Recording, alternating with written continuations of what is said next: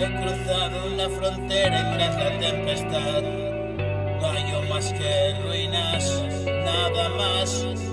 Tú no sabías hasta dónde podría llegar y yo me pudría en la inquietud de no estar.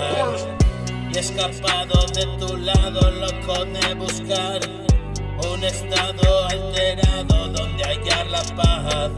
Y el fuego se consumía en nuestro hogar, se apagaba la llama al no alimentar, y las cenizas que el viento hubo de llevar hoy vuelven con los recuerdos y me siento mal, harto de preocupaciones infundadas, víctima de una voluntad descarriada y mil obsesiones y mi obstinación, y dejarlo todo para luego.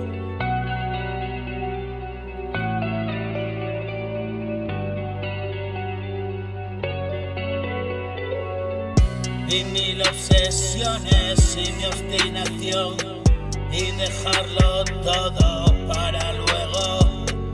Y la vida enseña y el fuerte dolor iba remitiendo con el tiempo, y yo cada noche huyendo hacia ningún lado y tan lejos me quedé colgado de esos besos, infantil estado y mil sucesos tan dolientes y tan intensos.